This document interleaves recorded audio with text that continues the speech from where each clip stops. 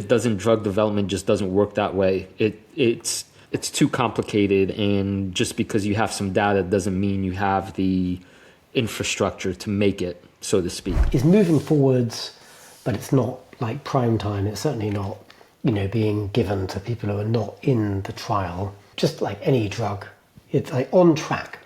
Because statistically, if it's all just a crapshoot, you would get half things right, half things wrong.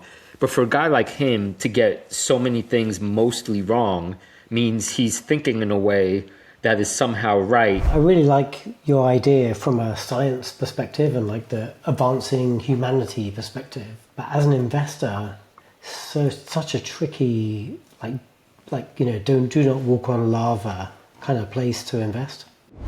For an advertising-free version of this show, check out wallstreetwildlife.com.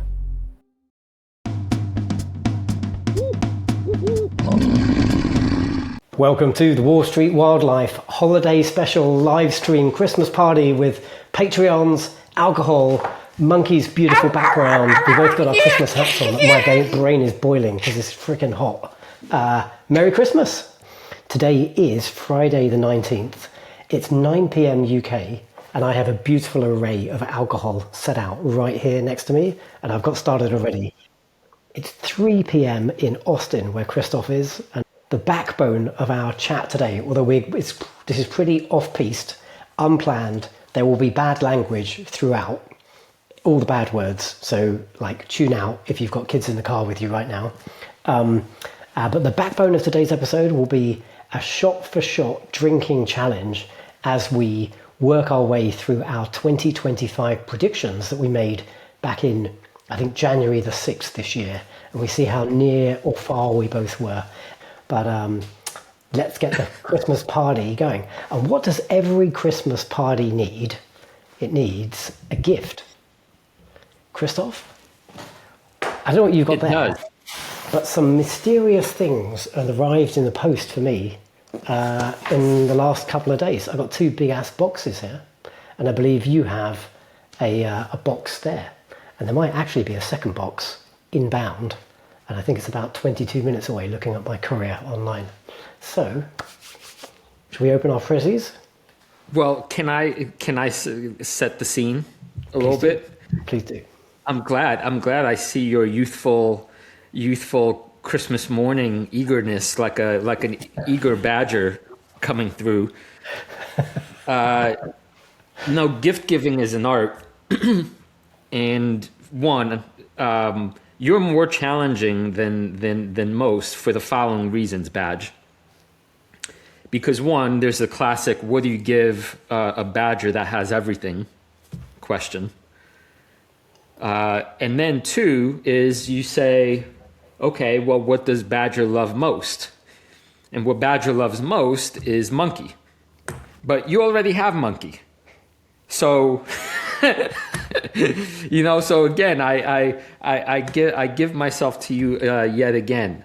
But that said, I went with I think the most obvious place I could go, and so start. I suppose you should start with box with the oblong one. I got one from Amazon and one from Specialty Drinks Limited. Yeah, go with the drinks limited. Okay, all right. Yeah, start there. I got it. Crikey, this looks interesting.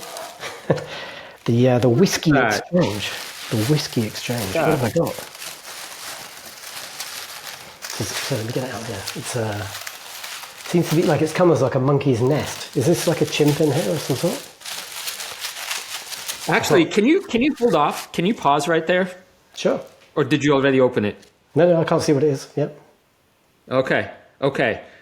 I forgot the most essential thing. Okay. So, actually, no. Go ahead. Keep going.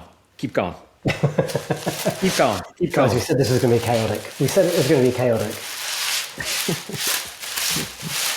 Now they wrap this well. Oh, fuck. Oh, change colour. What have we got here? Oh, beautiful. Tempus Fugit. Crème de banane. Nice, nice, very nice. A banana, delicious banana liqueur. Thank you. Directly. So when you said based on historic references, Tempus Fugit spirits crème de banane brings back the original tree flavor and aromas so lacking in modern banana liqueurs. There you go. Perfect. Indeed, Badge. You will be drinking like a king. You will be. You remember when this was yours? Remember when you held this so proudly? Even though you can't have it yet until next November, and even then you ain't gonna get it because Monkey's stocks are gonna whoop your ass for the second consecutive year. Regardless, you'll now be able to vicariously feel the inner banana via that via that fine bottle there. Now, should I take a drink of this little fellow, or should we wait for a little bit? No, you're gonna wait because there's more. There's more. Okay. Well, why don't you open your gift? Or would you like me to open my one? I feel. Well, we're only halfway through yours. Okay. All right. Okay. All right. Alrighty. I'll open the other box. So I think so. Yeah, I think we need to keep going. What the hell, Krzysztof? Very nice. Very nicely done. It's time Badger gets smart by learning to read and learning how to make proper cocktails from Monkey. Could this be a delightful? Am I going to learn how to make a banana pan? Wait, can you show the camera? The yes. Liquid intelligence. That's very nice. That's very nice. You know what that is? I don't know. I hope you haven't seen it before or have it. I have not. No, I have not. Hang on. That is like a scientist's guide to cocktails. So it's not like a bunch of recipes. It's like the chemistry behind the art of making cocktails. And it will require you to create your own lab. So you're going to have to build an extension in your house so you can have the proper tools and the proper toolkit. So I've got a specific cocktail room in the house. It's just there's a washing machine in there, but it's just cocktails basically. And look at this. I got an ingredient. Real infused exotics banana puree infused syrup. Well, look at this delicious array of things. Is there a particular page in the book I have to turn to? Because I've got like a good recipe here. Yeah. Badge, you couldn't have scripted that better. Okay. So, if I may, that's not really Paul, don't threaten us. That's actually the minor part of the gift. The main part of the gift, Badge, I'm about to present to you. While it might not look like much, this took Monkey like 12 hours. The gilded banana, yes. Yeah, so I made you, Badge, a guide. Can I explain what's happening? If you're on the podcast and you're not on the YouTubes, Krzysztof has made the Gilded Banana, which is like a bespoke book in the form of a PDF. And so we're paging through it, and there's a delightful monkey butler serving what look like banana cocktails to a charming Badger customer, I suspect. Indeed. Yeah. And what you will find after that are the pillars of a proper banana cocktail, which you had just delivered to your door. And then you will have the ingredients and recipes for a few of these drinks. And I'm hoping that with the main ones that you'll at least have a bottle of rum somewhere in your set. Absolutely, yeah. Yeah. So if you have the rum and you have the ones I just delivered to you, all you need is lime juice to make the banana stand. All right. And here are the directions for making cocktails, which no doubt you do not need, but here they are regardless. And then as the evening wears on, you could, when I send this to you, take a look at some of the other ones that might pique your interest, including the petty crime, which has orgeat, which you might not have, because that's kind of a little bit of a special ingredient. But then there's the whipped and swirled and the social animal. This one, I'm pretty sure you'll be able to make, because that's bourbon and the creme de banane with just a little bit of liqueur, nutty liqueur, the Angostura, and a fine peel. And so by the end of the night, this is what you will look like. Beautiful. Yeah, a drunken badger on vacation. I love it. I love it, Krzysztof. That's very thoughtful. Thank you very much. Look at that. So let me send this to you. Yeah. Thank you. And that's still just that's not quite all of it, because I need to confess that when you leave Monkey in charge of coming up with banana flavored cocktails, he gets very, very jealous. I'm like, what the hell? Badger is going to drink all these magnificent concoctions, and what am I? So what did I do? But got myself my very own very good ingredients. Nice. I have no bananas. Okay. Including, if you saw what's happening behind the camera here, you will see 20 bottles of all of the ingredients needed to make those fine drinks. So I'm ready. Badge. I love it. I'm gonna make. So we've got a very kind invitation to my good friend Mike, who might be joining us live on stream soon. For Christmas Day, I will take all the ingredients and I will make at least one or two of those cocktails from your beautiful PDF on Christmas Day with my friends. Oh, fantastic. So, Badge, do we actually need to take a little pause and make the first of these? Because right now I am quite sober. Well, why don't we open your gift? Have a drink to hand, grab a beer or something. Open my gift, because the timing is going to be perfect, because my courier with your second gift is 2.5 minutes from your door. Why don't you tell us what you've got there, alcohol-wise, and I'll walk you through what I've brought, as well as the gift alcohol. What do I have behind the bar here? Oh, yeah. I have all of the ingredients in the PDF file that I sent you. Gosh. So I have 3 bottles of rum.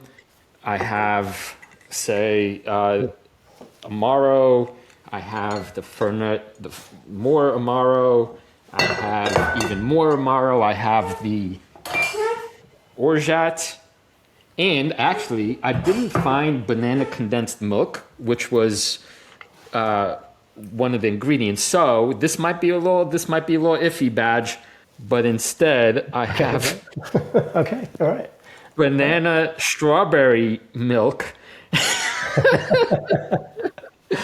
So I'm gonna say. All right. I've done nothing like that. I've got a nice array of beer. Hopefully Barry will approve of at least one of these. I've got Brixton Pale Ale, which is excellent stuff. This is I know this is a cheap American beer, but I'm a big fan of Sierra Nevada, and I'll be drinking a ton of that. The Sierra Nevada Pale Ale, and then to just give a shout out to Barry, Innocent Gun.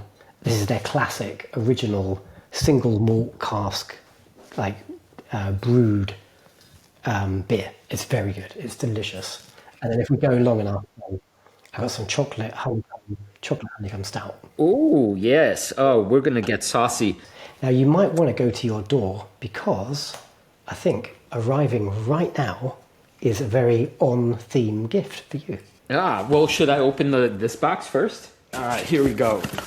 Okay. What kind of madness have you done? Oh, I see. You got me a hat. Oh, here's somebody walking up. All right, I got a hat. Hold on. Okay, good. It's no ordinary hat, folks. It's no ordinary hat.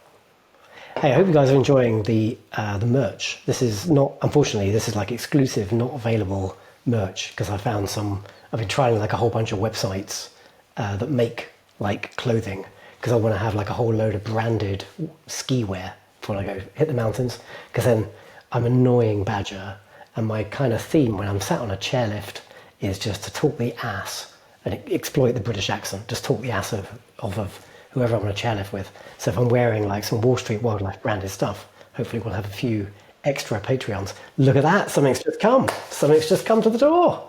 That timing could not have been better. Oh, that's awesome. Okay, so wait, where were we? I got a hat. No, do the bottle. Open the bottle, because the bottle's on theme with what we were just doing. The bottle first? Yeah. I had to show my ID that I was of age. It's so hard to order alcohol in America. Like in the UK, just fucking send anything anywhere, but in the US, it is just not doable. Oh my God. Oh my God. Dirty Monkey peanut butter whiskey. Yes. Oh my God.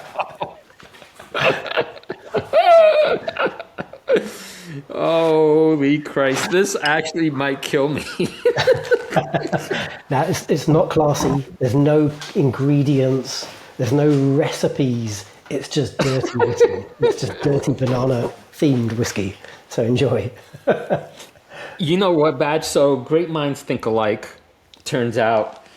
If I'm going to go from this beautiful world of ours, I want to be found like, splayed on the couch, totally gone with an empty bottle of this on the floor. Dirty monkey. Oh, You are quite a dirty monkey, I think. It's quite on thing. okay. I'm gonna open up my hat because I need a new hat. I don't have enough hats. You don't, yeah. Oh, look at that. You are a battery head. Can we see the logo again? Oh my word. EOS. Got an EOS hat. Okay. So look, EOS, right? I ripped the piss out of you remorselessly for years post 7 investing. Look at that. I got an EOS logo, got the whatever that thing is, like the mermaid thing. Very good. You're lucky. I was going to program it with Greg's sausage rolls, but I went easy on you. You can program it with anything you like. So I would like to see this hat deployed in future podcast episodes, and hopefully it's straightforward to program. But I think EOS particularly, you deserve commendations for the ludicrous return and the fact that you held on despite my bitching and moaning for years, even saying, please stop talking about this fucking stock. It's an embarrassment for the podcast. You held on through all of that and you came good. And it's now like a 10 In fact, since we're being honest, Badge, being honest, not only did you say all those things, but you threatened to kick me off my own show if I ever spoke about EOS ever again. Oh man, this is glorious. This is absolutely glorious. Badge, thank you. It seems like you understand me. You see me. You are a battery head. You're now truly a battery head. You see me. And for this gift, I think you deserve the top banana award. Well, hang on. Let's wait till we try our cocktails, because I don't know if I got all the kit to assemble anything in your PDF live on stream, but there will definitely be some commendations coming your way when we start drinking our way through your menu. Badge, I need a cocktail now with all this excitement, so I'm gonna go and make me the banana stand. Okay. That was to your health and to the health and wealth of our jungle crew. Cheers to y'all. You're magnificent bastards or beasties. I couldn't be more proud to know y'all. Cheers. Cheers. Happy holidays. Raise your glasses. There we go. Yeah. We got cheerses all over the live streams. Excellent. Look at that, Krzysztof. Not only are we spreading due diligence and market insight Like we've got a community of people who are now like drinking together. It's like COVID again. We're all socializing online. God, that's a horrible thought. This is the best. I don't know about your workspace. Mine is now like sticky and messy. Shall we imminently take a look at our 2025 predictions now that I've got 2 drinks to hand. Hopefully you've got a couple. Have you got a shot glass there? You need a shot glass. I can very easily get a shot glass. Yep. Get something to shoot. Get something to shoot. It's got to be a proper drink. Well, oh, you got your banana whiskey. Yeah, you got your banana whiskey. I mean, I was gonna ask, but Badge. Yeah, okay. He's telling me that the dirty monkey is only 35%, but that's still took a bit of pity on you, and you got to get like the peanuts and bananas in there somewhere. They're going to take up a few percent, right? It can't just be neat alcohol. You don't think taking a shot of this might actually kill me? Oh, I thought you were saying it was too weak. I thought you were saying it was too weak. Transatlantic communication failure. You're like 35%. What is this, water? You're a pole. What? You were saying it's too strong. Oh, well, it's not necessarily that it might be too strong. It's that it's banana peanut butter whiskey. I mean, in my ripe age, I have learned there are some things that are left better when you're in your 20s. You know what I'm saying? Well, look, okay, it's unplanned. How's this sound? We each have a bottle of something nice and something nasty. And as we go through the predictions, our Patreons live on stream, they will tell the loser if they have to drink the nice or the nasty thing, depending on how badly they got it right or wrong. Okay, well, you know what? And this is no disrespect. I'm gonna nominate the Dirty Monkey banana peanut butter whiskey as the nasty, and I'm gonna have my banana pants here as the luxury item. Okay, I'm done. You get the PDF ready. I'm just going to go and grab myself something to shot with because I've only got like Captain Morgan's here, and that's not going to give me a suitable shooter. I'll get myself something nice and nasty. I'll be right back. Awesome. Very good. I'm back. I got my shots. That's nice. Yeah, good work on the little like world tour of our patronage. Isn't it awesome that we've got like just people all over the world who are fans of like the company on your hat, pretty much? I know I know that's amazing, but also scheduling times is challenging because God only knows what time it is for people right now. So I need a shot glass. Yeah. All right. You need a shot glass. Yep. While you do that, I'll tell you what I brought back. They're both nice, but like there's nice and like fierce nice. My sort of gentle nice is the Uber Due Diligence Kahlua, which I'm a fan of, and it matches my t-shirt. And my strong nice is Dalwhinnie Highland single malt 15-year-old Scotch whiskey. So that's my. I should probably be kind to it and get a separate glass for that, but I'll work it out. Badge, instead of it's not going to be a shot glass. I'm just going to fill my proper drinking glass with the Dirty Monkey, and then I'm going to sip and very good. All right. Okay. Right. We've got our shots ready. So a quick reminder while you're getting yourself prepped there. This is like this is the interesting bit of the episode. Well done for bearing with us for 45 minutes of nonsense. We made some rash predictions in January 2025, and we're going to tour through them with the help of Krzysztof's Gemini AI, and we're going to see how close or far we were from predicting the future. And we'll be taking some sort of nice or nasty drink as we go through each one. So Krzysztof, are you PDF ready? Quite excited about this part of the show. Great, perfect, good. Okay, so Krzysztof, you just tell me to turn the slides. Let me know. Let's go. Let's do it. Let's review. Yeah. So here's the kind of fun of it is, I used AI to basically produce a transcript of our prediction episode, and then I kind of fine-tuned it. Then I fed it into the AI machine, and then it gave me a script that I then fed into the AI machine on a second level, and then instructing it to analyze the quality and accuracy of our predictions and to score them. This took me many, many hours.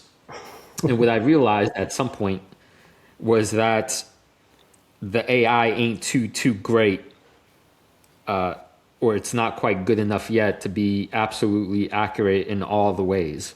And so it became clear that not only are we going to reflect on who is more right based on our understanding, but then we have a wonderful opportunity to give AI a score of its own as to the quality of its understanding of what the heck we were talking about. So we're going to have like three scores to give. Who was right between me and Badge, and then where did the AI land in all this? Okay, all right. Let's take us through our predictions. So, I asked it to give us bananas 1 through 10, with a -10 if it was like completely ludicrous what we thought was going to happen and what did happen. If you're not on the YouTube, so a -10 score for one of our predictions is inverted reality, and there's at least one prediction where we both inverted reality. We got it so badly wrong. Quite looking forward to definitely drinking the nasty shot when we get to that one. Yes, rotten banana indeed. Amped. All right, so prediction 1, or what's this say? The story of 25 was the story of a dominant theme. AI-fueled efficiency didn't just participate in the market, became the market. Steamrolling expectations of a broader rotation and concentrating gains at the very top. So, if we pause here, Badge, and talk shop, none of us kind of saw in early 25 just how insanely AI-centric. I mean, we obviously have been talking about this now for a couple of years, but the extent of the AI data centers and the build out and the power shortage and the fact that the whole market was resting on, not breathing before NVIDIA's earnings, and the whole AI bubble, is it a bubble or is it not bubble, Oracle's thing. I mean, my God, like it was wilder than I think any of us foresaw. It was, and it moved the market, because if we think about our very first prediction, it was, what would the price of the S&P 500 be by year end? We started the year about $6,000 in the S&P 500, and we both made some predictions. So I predicted the S&P would be $7,000 by year end. Krzysztof predicted the S&P would be 6,250. And how did we do? Badge, you did better because it's higher. So you definitely got closer. I was wrong because I predicted lower. I predicted a lower. I was a little bit of a bear. And so, Badge, you definitely take this one. So cheers to you. I'm glad the market was higher. I'm going to take a swig, my first swig of the Dirty Monkey. You're awarding yourself a Dirty Monkey, which is the bad shot. Okay, very good. I think I kind of nailed it. With $7,000. Like I'm only $100 off. That's like 2 or 3%. Yeah. This is a fine beverage. This is a fine beverage. But Krzysztof, 2025 wasn't just the story of the S&P 500. It was really the Magnificent Seven versus everything else. And so that was really the theme of our next prediction. Our second prediction was, how would the small cap 600 do versus the Mag 7? And we both predicted that the small caps would reign. Small caps would take out the Mag 7, and there'd be like a big rotation into small caps, and they'd basically catch up. And that great rotation never came. Tesla up like all-time highs a few days ago. Nvidia, maybe it stalled a little bit along the way, but up massively. I don't know why AI has put Palantir on here. That's not one of the Mag 7. But anyway, Palantir is up a crap ton. Actually, interesting point though. No, it's not one of the Mag 7, but it's at what market cap now? Like it's over 500 billion, right? You'd have to. You can go fact check yourself. I don't know. Yeah. Still, that's kind of it's kind of interesting that it included Palantir in the slide. But anyway, we both failed pretty miserably here. We were aligned. We thought for sure it was going to be a small cap year. Paul tells us Palantir is $460 billion. Yeah. Yeah, so that's that gets a little shout out from that's pretty magnificent. I think we both got to take a shot here. I'm going to take a shot of my my Dal Winnie, I think, because I was pretty far off the mark. Like this wasn't like inverting reality as badly as one of the bets that's coming up. But anyway, we were definitely wrong. Okay, well, we both failed. So here's another swig of the dirty monkey. The smell. If y'all could just imagine what this smells like. That's fine. You were doing some stuff. I've got a single malt whiskey here for my yes, my hardcore shot. It's strong. Okay, it's only a 30. Nothing like banana peanut butter whiskey. All right, and actually, let's sidebar a little bit. Like, is 2026 going to be the year of the small caps? I just don't know. I would say yes, but who knows? Maybe the winners keep winning. Maybe the giants keep gianting. Right. Well, we're going to save our predictions for next year, right? For the for the predictions episode that we do early January, right? Yeah. You're right. But it is, anyway, it is what it is. The rich got richer. So They did. All right. Do you want to take us through our third prediction? And I'll just tell you what it was. It was about whether a great recession would arrive in 2025. Whether it would arrive, I'm trying to remember what I predicted. This is fun. I actually don't remember. So this is how, it's on the screen there. This is how Krzysztof prepares for the live stream. Go on, carry on. That's right. I leave it to the fates. So I thought, I thought no recession, which is wow. That's interesting given what a bear I was just 2 years ago.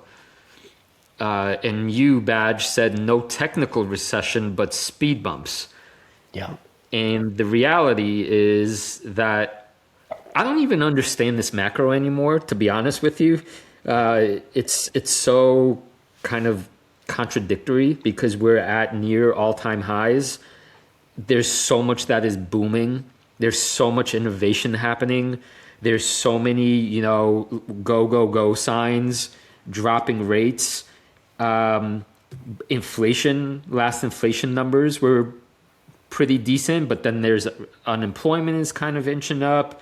And so I remember the big talking point when things got really scary a year and a half ago maybe, was that we've never really ever had a soft landing.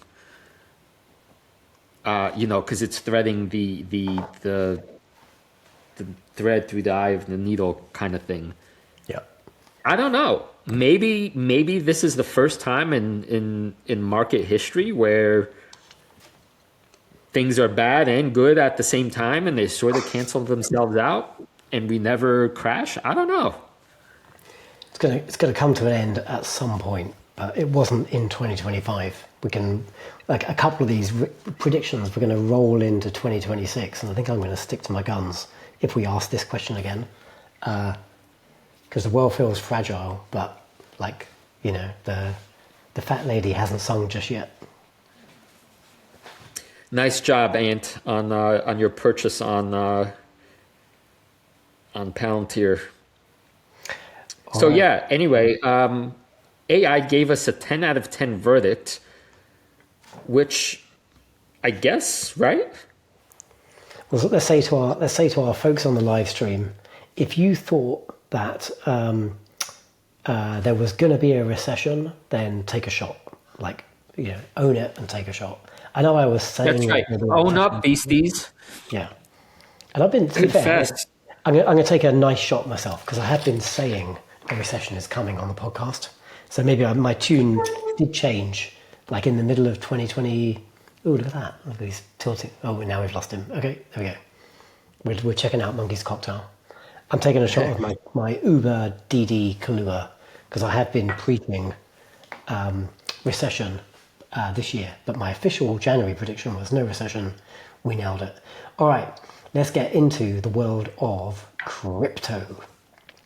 This prediction was Bitcoin versus Chainlink by the end of 2025.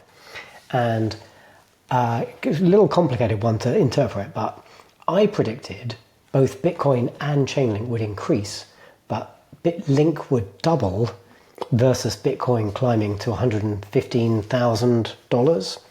Krzysztof predicted Link would 4x and Bitcoin would reach $150,000. So we both kind of screwed this one up, didn't we? So if I could, just keep me off my soapbox here, Badge. Just stop me if I start going in the direction I worry I might go. But for a little bit of nuance, it's interesting because Bitcoin at one point, I believe, hit 126, Sure. if memory serves. So that was, pretty directionally correct. And then we had the correction, the 35% correction that's ongoing now.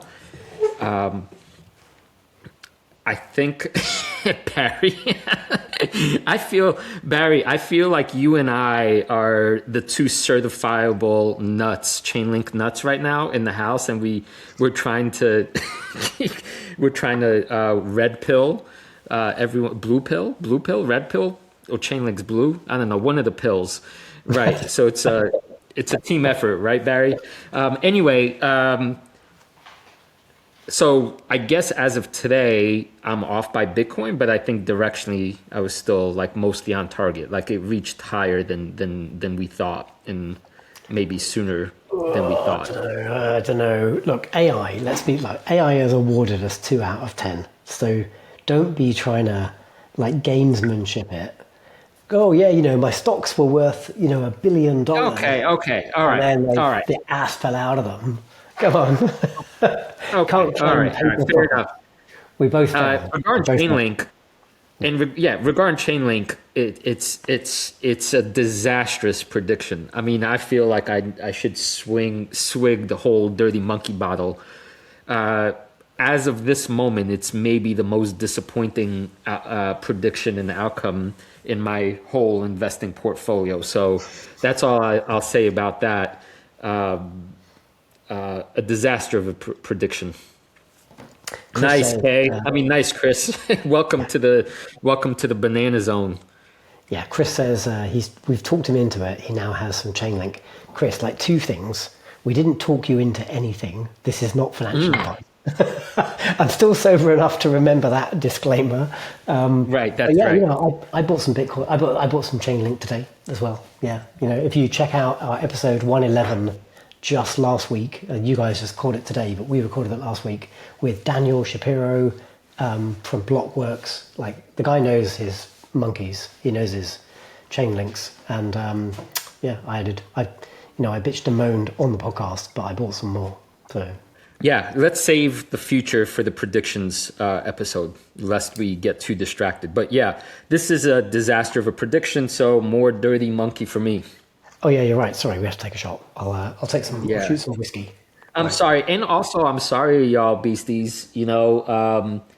Obviously Chainlink is one of my highest conviction picks, has been for some time, and sometimes that divergence between price and reality makes you question everything you know about life and in whether the planet is round or flat or any of that. But hang on. The story's just getting started. All right. So the future was delayed. Prediction, this one was about the space race. And Badge, you predicted a Rocket Lab Neutron successful launch. And I predicted that ASTS Bluebird operations would begin. And so how are we scoring this? It's kind of a complex one, right? Because I think we've both failed, right? They've both been delayed so far. So there hasn't been a Neutron launch yet, but it's kind of imminent.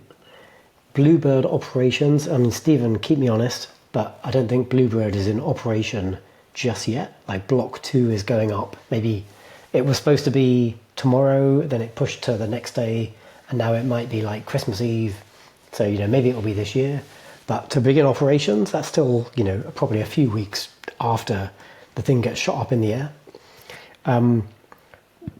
So yeah, I think a win for you. I feel like you're closer.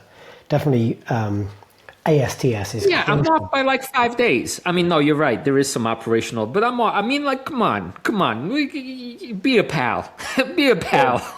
Yeah, I agree. Unless the rocket blows up, in which case there's going to be a mea culpa episode.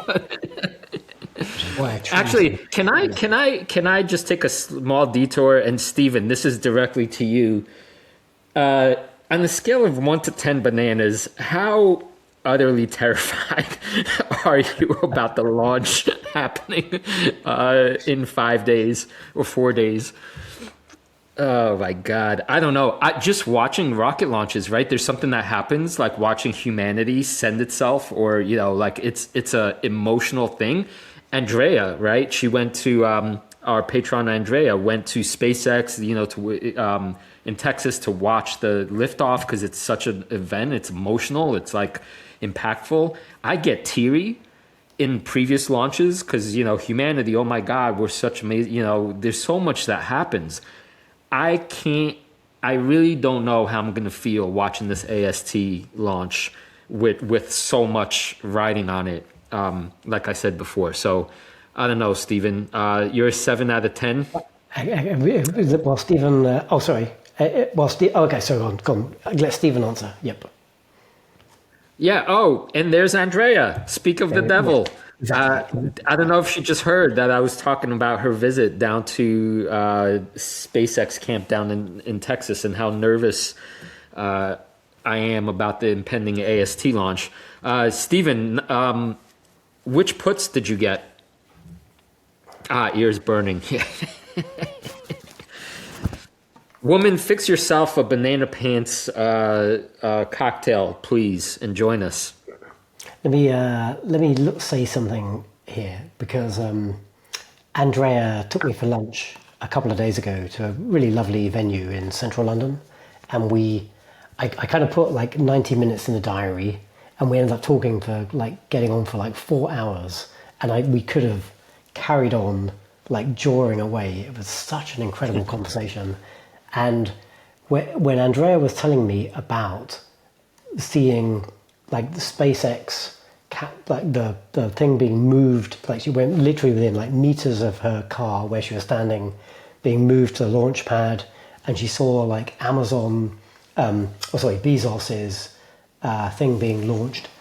She was teary telling me about this over, we'd had a cocktail or two at that point. We were both quite emotional, but this stuff really moves me as well. There's nothing. Science is just fucking incredible. I'm not going to go on an anti-religion rant, but there's so much amazing stuff in the world, and I don't know, dinosaurs and rockets really kind of turned me on as a badger, and we both got quite emotional, and she was definitely mopping the tears out of her eyes, telling me about witnessing some of this incredible world-changing technology firsthand. I'm really looking forward to doing the same thing.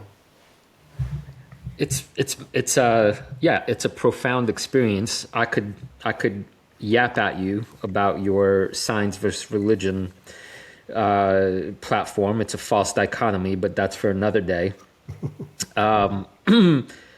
Stephen, I think it would, for the benefit of our community, using options as a defensive instrument, I think, is very appropriate for many investors because most don't think of options that way. And so perhaps in the coming day or two before the launch, maybe you could in the Jungle Lounge, tell us a little bit about your thinking and which strikes you picked and how you went about doing so. That will probably be of benefit to many folks. Mert, you didn't miss nothing. You didn't miss nothing except the presentation of Badge's gift to Monkey, the Dirty Monkey peanut butter banana bottle of whiskey. I'm surrounded by alcohol. Right, so Krzysztof, there is also another prediction on this slide. Let me talk us through this. So we both had like our M&A, our merger and acquisition fantasy, who might buy who, what exciting thing might happen. And I predicted that the US will stick two fingers up at Europe, and Tesla will initiate moves to acquire Lyft. And you predicted that Apple would acquire Spotify.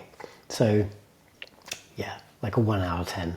I don't think we need to take a drink for that one, because they were like wild ass predictions. They were kind of jokey predictions. But I think Gemini gave us correctly a 1 out of 10 for our failed predictions on that one.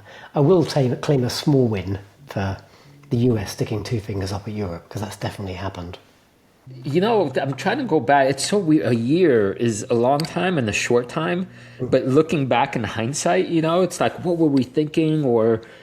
And now, obviously, the Tesla acquires Lyft. I don't think that's a bad prediction. I mean, anything to kind of, widen the network and whatever happens with Uber. And I mean, there's all these relationships forming, and it's such the stakes are so high. I don't blame you for that prediction. I think that's a decent prediction.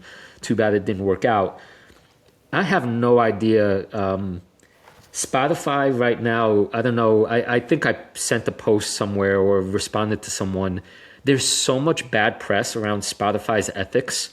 It's been like cover story of many journalistic magazines about how they're using AI and not paying artists and creating fake music and just so much stuff. I don't see how they don't eventually like get disrupted or some other thing. And that prediction, like that Apple would just engulf them, that still seems not the worst thing. I don't feel foolish for making it. Obviously, it didn't happen. So, Dirty Monkey, here we go. It smells like pavement pizza. Really? This is one of my gifts to you, Krzysztof. It's so ungracious. I'll take a shot of cologne. Ah, yes. Oh, yeah. Let's move forwards. What's next? Oh, government spending, Doge. Oh, this was a fun prediction. So, let's wind our brains back to the start of 2025, and Musk and Trump were best buddies, and the Department of Government Efficiency was just kind of getting off the ground with these grand ideas. And so the prediction was, by the end of 2025, will Doge have demonstrably reduced federal spending, and if so, by how much? And I predicted no material impact, and Trump and Musk will have fallen out by the end of Q1. And Krzysztof predicted $52 billion cost saving, reversing the rising trend. Now, Krzysztof, let me talk to this one, because AI got it wrong. AI got it very, very wrong. AI thought the deficit had ballooned, and Luke won the bet and Krzysztof lost the bet. But no, actually, if you really dig into the numbers, that's not true. Actually, I don't know if it was because of Doge or because of, other stuff happening in the world, but the US have actually reduced their fiscal deficit year to date. It's down by, I think, the run rate is down 19% year over year. So, and mostly that's because, so like costs have moved a tiny bit. So maybe there's a tiny saving, but revenues, because, you know, like the government is just a company and, you know, Trump is like the CEO and I don't know who the chairman is. Maybe it's like all you voters. But you know, the revenue generated by the US is up 18% year to date. So that might be tariffs, it might be a bunch of other stuff, but the deficit actually has declined. So AI is wrong. I got it wrong. I am going to take a shot of whiskey for this one. Oh, nice, Badge. Good commentary there. I'll add only that I think recently Musk also said, sort of, by the way, the government is unfixable. I don't understand. I mean, I do and I don't. So I think this is maybe the best argument for why anybody should have Bitcoin in their portfolio, because when you're dealing with like government finances and you could just add an extra zero to fix things or not fix things, or the president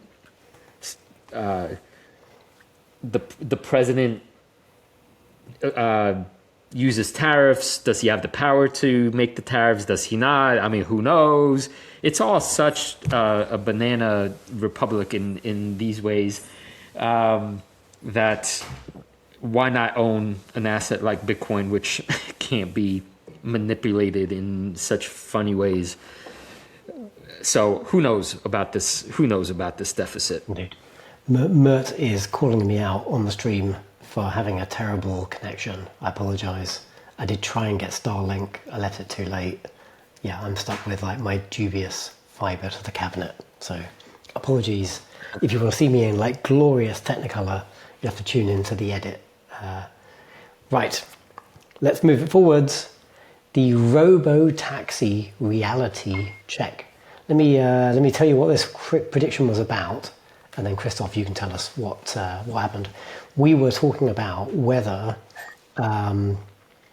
Austin would approve robotaxis in 2025. Yes, this is weird because we predicted no fully unsupervised robotaxi service from Tesla, and yet here in Austin, ground zero for this stuff, there are now. There you go. I've seen them myself. Driverless Tesla Robotaxis, far outnumbered, by the way, by the number of Waymos. For all y'all not in Austin, I now see maybe 25, 30 a day. I mean, the fleet is actually out. Often, I'm serious. Like, they're now kind of everywhere. So people, it's not even that, that shock where you first you're like, oh my God, that's already worn off on me. This is all inevitable. So my take is that we kind of got this right. Like, it's not the end of the year, and these cars, without anybody driving them, are on the streets in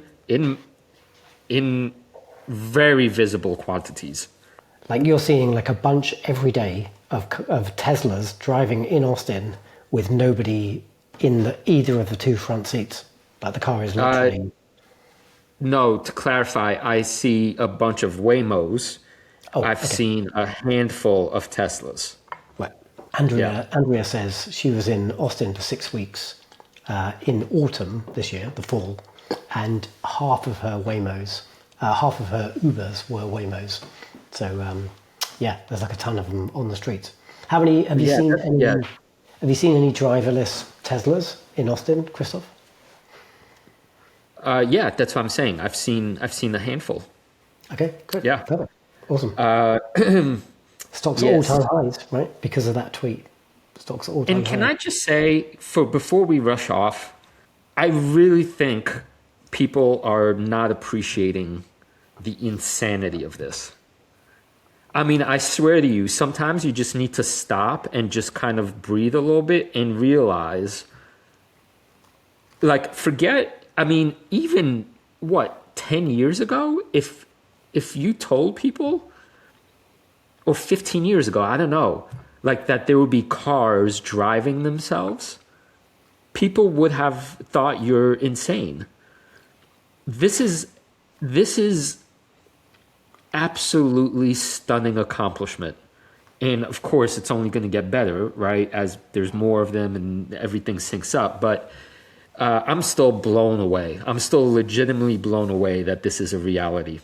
I don't care how small it is. It's mind-boggling when you think about the complexity of the problem. For sure, yeah. We're, as far as I'm concerned, we're kind of behind. We're behind plan. I want my cars to be like autonomous and flying by now, but like I'm still enjoying where we are. Yeah, you urged me to get the Tesla Robotaxi app, and I signed up and I did all that, but I have not yet had the experience. And right now, I'm just pulling it up on my phone, and I'm curious. Yeah, holy cow! Yeah, it's live for me. This is the Tesla, the Tesla Robo app, and right now I could go somewhere and order stuff.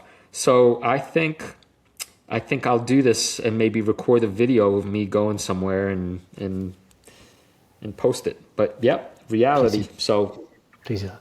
Nuts. We've got a question on the stream from Paul. Paul says, "Who's winning the race, Tesla versus Uber and Waymo?" You on the ground, monkey. Who's winning? Honestly, right now it kind of feels like. Well, is it? Sorry, let me understand the question. Is it like in terms of company or just? Okay. Hey. Let me. I'll help you the question. Right. So, you've got these cars. No. It's I just go to complex places too fast. I think right now in this moment, I'd say Waymo and Uber are winning just because they're more everywhere. Okay. Yes, I agree. I entirely agree. As a Uber and Waymo shareholder, actually, forget that. I'm a Tesla shareholder too, but I agree they're winning today. Yeah. Interesting debate on Twitter. Did you see Chamath a few days ago supporting like Musk with his decision to not have LiDAR, and then him being called out by some fairly like prominent names saying like, stop kissing ass? No, I didn't see that. It's interesting stuff. Yeah, it's interesting stuff. Side note, Rivian had a fascinating presentation maybe last week. They have a shop here. One of my best buddies has a Rivian truck, sold his Tesla for it, and they too are now going to design their own chips and do selfless driving. But that's maybe a detail to say this whole industry is now in blast off. The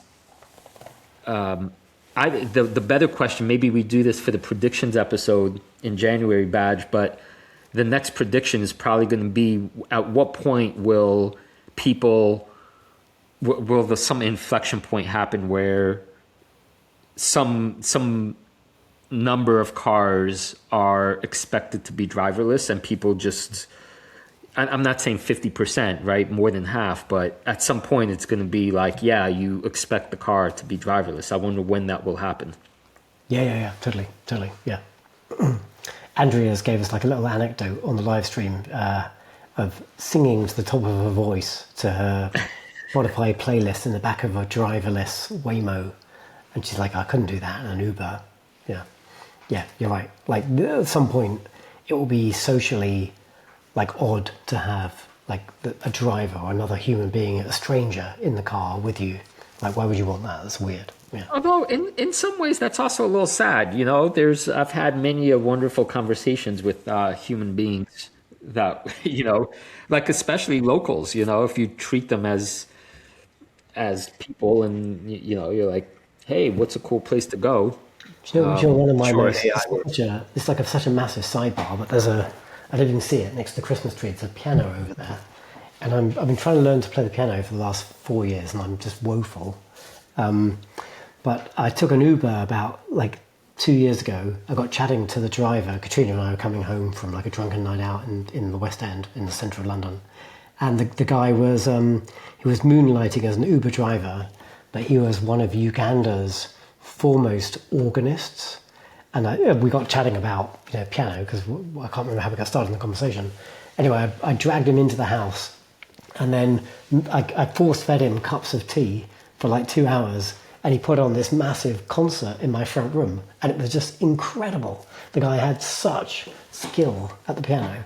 So you can't have like random life experiences like that if you've got like an autonomous driver. Oh, Paul, the stories some cabbies have.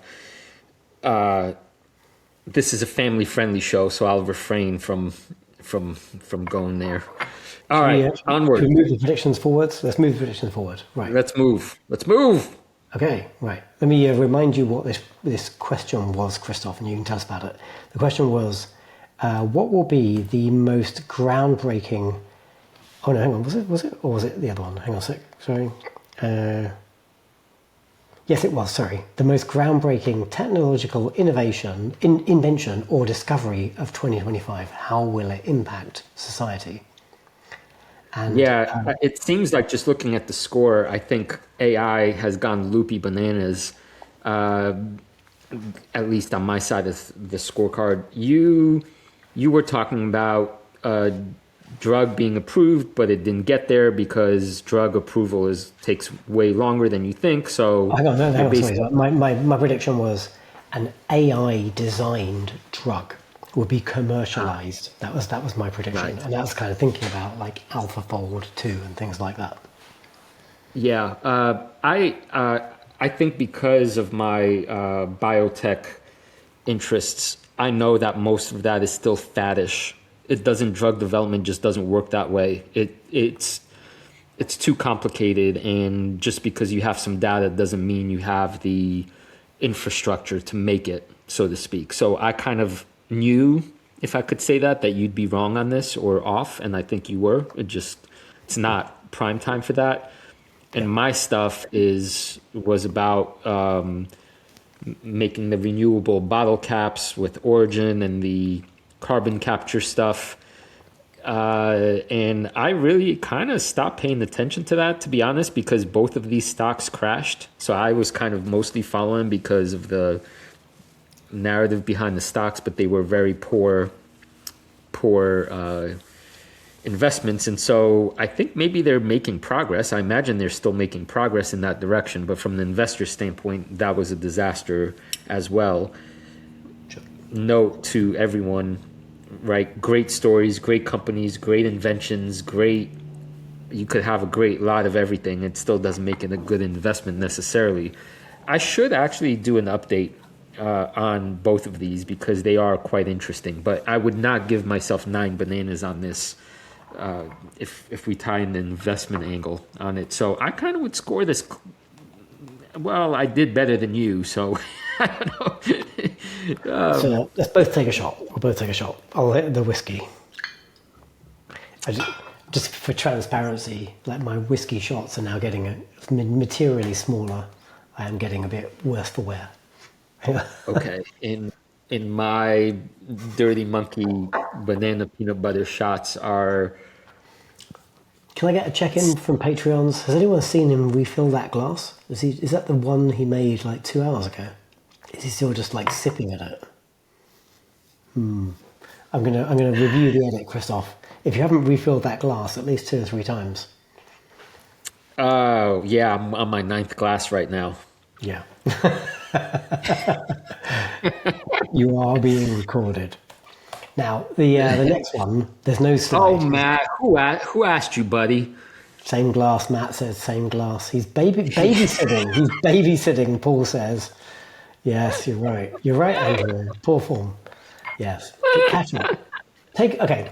I wasn't gonna go down the rabbit hole. I'm double fisting. Jesus, have some mercy, people. Or not people. No wonder you're a bunch of jungle animals. Make yourself a drink while I talk about the prediction that AI missed in the because like I asked, as Krzysztof did like a lot of work to make this beautiful deck that we're looking at on the YouTubes right now. And I said, oh, you're missing 2 slides. So he gave me 2 slides for the same prediction, but it wasn't for the actual other prediction. So, but no, stop, don't look at me, make a drink. Make yourself a drink while I talk about the one that AI made. What, if you want me to make a third?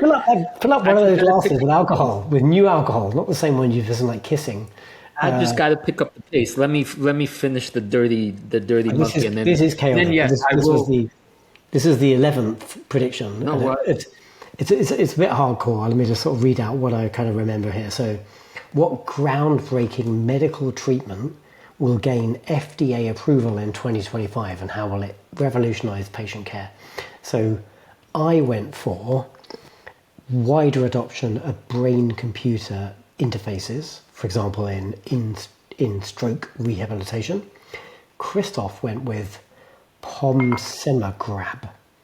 Do you remember what pomsemagrab is? Can you tell us what that is, or do you want me to?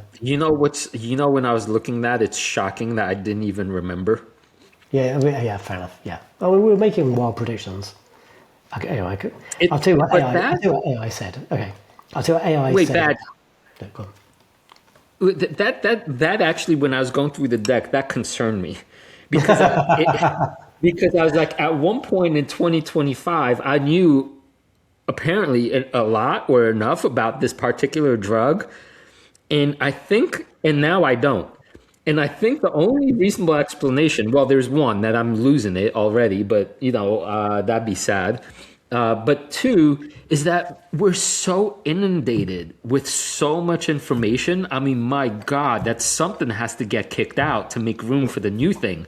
So I was like, right? I'm like, okay, I thought highly of this drug back then. Like, what is it? You did. Well, I know nothing about your drug. I do know a little bit about brain-computer interfaces, but your drug, Gemini tells me, it's now, so it was in phase 2 trials. It's now in phase 2B/phase 3 trials. So it's your prediction, even though you've completely forgotten about it, is moving forwards, but it's not like prime time. It's certainly not, being given to people who are not in the trial. So this is kind of, just like any drug. It's like on track. If you could remember what you were talking about, it's on track. What you said in January, but no material changes. I hope you're still making a drink while I read where we are with brain-computer interfaces. I think I'm not going to ask you to take a drink on this one, although you probably should because you've missed a few. But I think I did win this one, like brain-computer interfaces. I'm going to come back to this in a bit because we've got a really good Patreon question I want to touch on. But they've made like Neuralink and a bunch of other companies have made material progress, and now, it might sound a bit trite, but like there's a whole bunch of people there's 13 individuals who now have a Neuralink in the back of their head, and they're now like playing video games like Civilization 6 and like World of Warcraft and Call of Duty.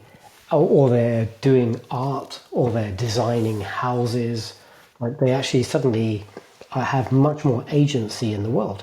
And so, if I was less drunk, this is definitely a topic that would make me feel a bit teary, like Andrea and her like space launches when we had lunch a few days ago.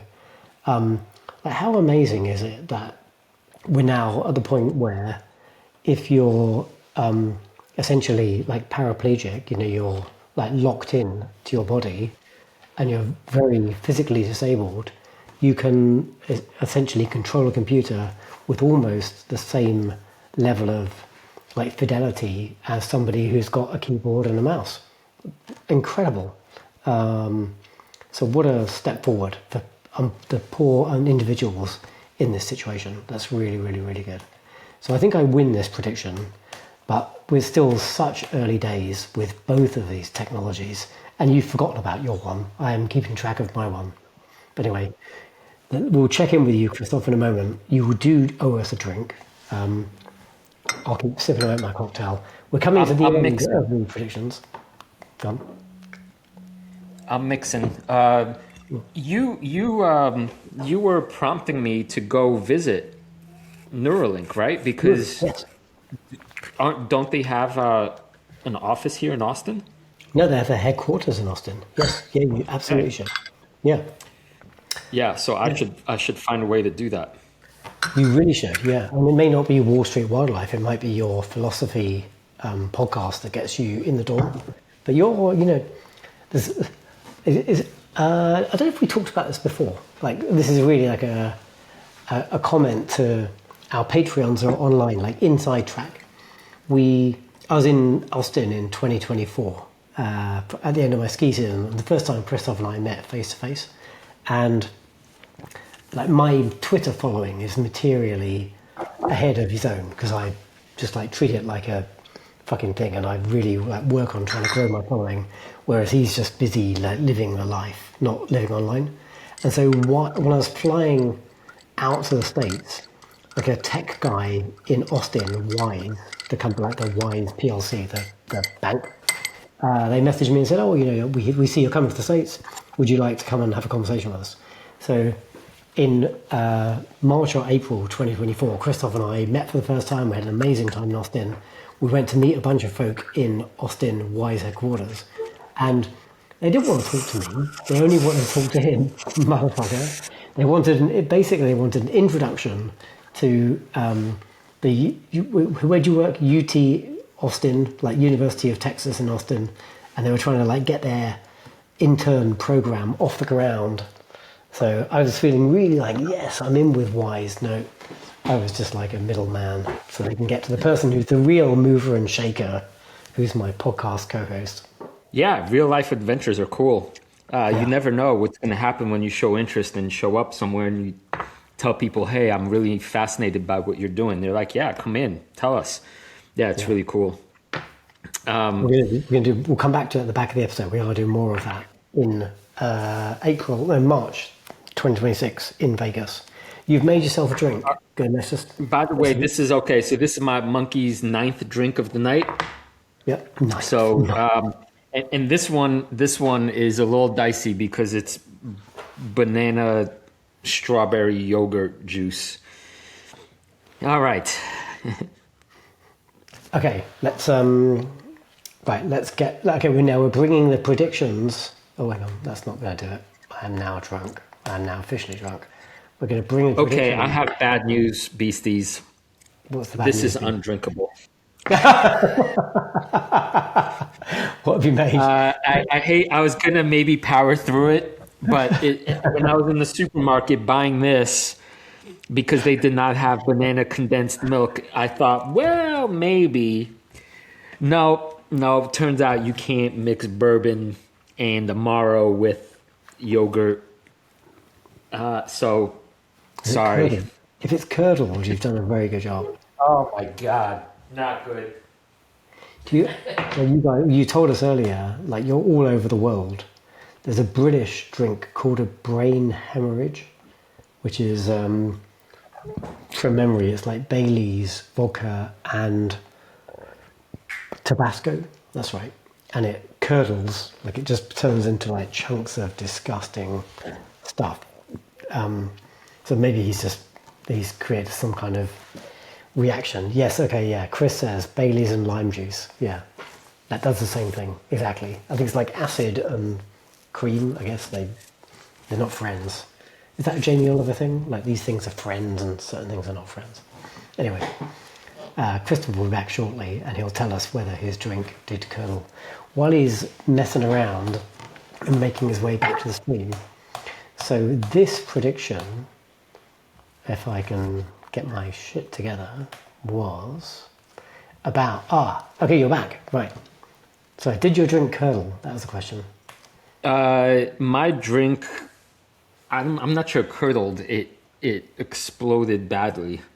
Okay, right. As long as I'm gonna say, as long as you drank it, you obviously didn't have to drink the really, really bad one, but you do still owe us a couple of drinks. Oh, Kiefer. Was it like it's 4:42 in Austin. It's like 20. It's 10:20 here. 10:40. Anyway, I'm pissed. let's bring the predictions to the end, to a close. Where's he gone? Where's he gone again? All right. So this is. I'm gonna sorry Badge. I'm gonna because sorry that was just too rough. But I'm gonna go ahead and make me drink number 5 on your banana drink Do it. list, and this one has bourbon and the creme de banane and the nocino and the Angostura. So I think this one is gonna be legit since I don't have to involve yogurt and strawberries in it. In the spirit of camaraderie, I'll take a shot of the creme de banane with you, just on its own. Ooh, Quite a nice. shot, eh? Yeah, why not? Right, get your Hey, shot Mert, ready. Mert, are you in Turkey? Is that what memory serves? That you have a bar in Turkey? Oh, Badge, respond to Andrea's comment. Andrea said, "Badger, you got some creme de banane. Nice effort." It wasn't a nice effort, Andrea. You were busy, wooing some other podcaster. You missed the beginning hour. Krzysztof sent me all the ingredients of the cocktail that we are both drinking together, plus the instructions to make it. So we've been like co-hosting around a glass. It's like that. This is definitely bringing back memories of being in Austin. There you go, yeah, creme de banane. Right, come on, Krzysztof. Let's like sharpen up and bring this shit together and like bring it Hey, home. I'm almost there. I'm almost there, but There are other topics to tackle. okay, all right. The final prediction where we inverted reality. So, this final prediction, the question was, which of the other animals, King of the Jungle Holdings, would be their best or worst performer? So I said, Krzysztof's best performer will be Chainlink, and his worst will be ASTS. Krzysztof said Luke's worst performer will be Palantir, and his best performer will be Mercado Libre. So, AI has captured like half of the story very accurately, but I think the conclusion is correct. This is our -10 inversion of reality, drink everything on the table question. How bad are we that we thought, basically, the stock I thought you would own that would do the best did the worst of everything you own, and the thing I thought you would do the worst did the best, and pretty much the same the other way back to me. You thought Mercado Libre, you thought Palantir. Yeah, you got it wrong. Palantir blew the doors off again, and Mercado Libre has just been like fucking bumbling along and going nowhere because they're doing all this weird OPEX stuff and growing their credit portfolio. We are like anti-investors. I apologize to everybody listening to this. If you traded on the back of these predictions, you did very badly wrong. Badge, I hear you, but I'm also reading Matt's comments, and I feel like he's challenging Monkey to a fight. Yes. Can read Matt's colleague comment. I am shit-faced, you're right. Oh my God. Where were we? Yeah, right. Like, okay. Yes, it's hindsight, man. Hindsight. That's the weird thing about the art of investing, isn't it?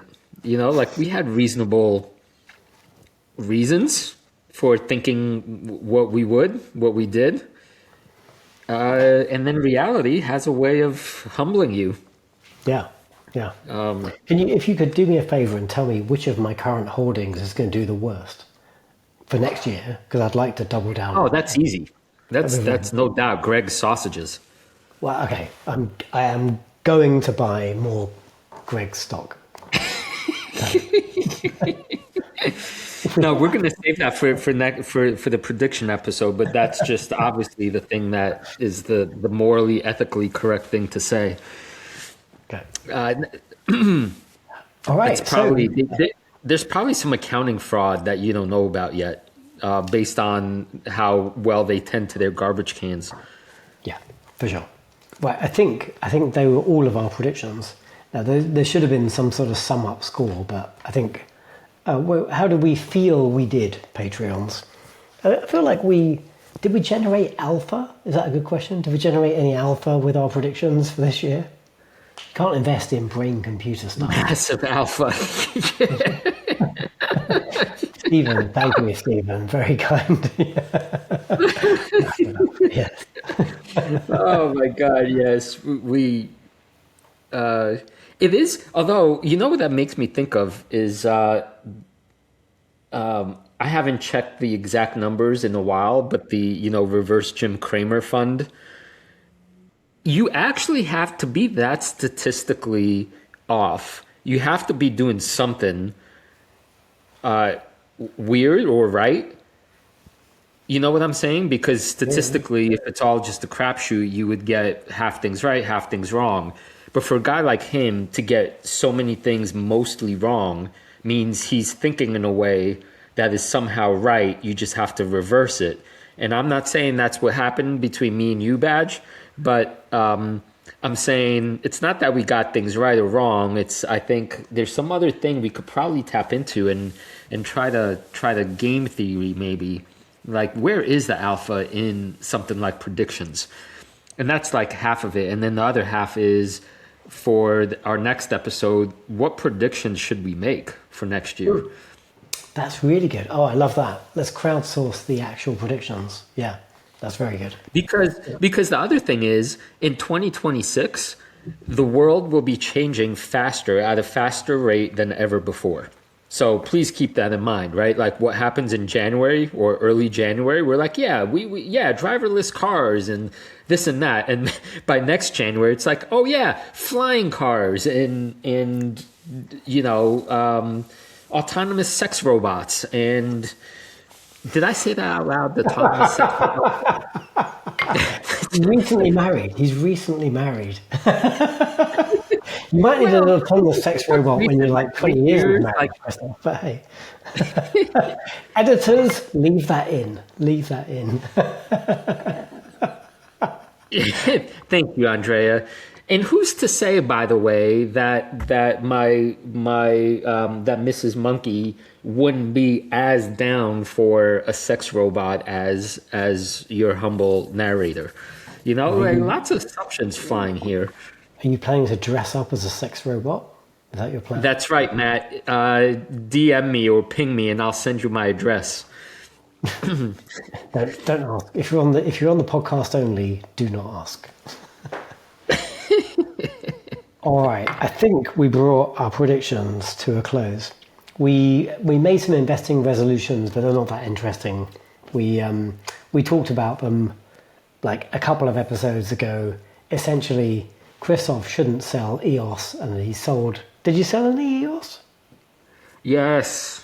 Yeah, yes, good. You correct. You should. Well, I mean, this is coming from a man who's not selling any of his ISRG shares for pure, for the chutzpah of it. But yeah, no, I mean, I did, and that's just sometimes you got to when your stock is up 1,000-something%. Good, correct, excellent work, Krzysztof. Excellent work. And I have my these resolutions. I think we should save this for the January show. Sure. Yeah. Sure. Okay. I agree. All right. Let's close that screen share. Let's bring it back. Let me just remind myself where we are in the document that drives the show that Krzysztof never looks at year to year. Oh, you know what?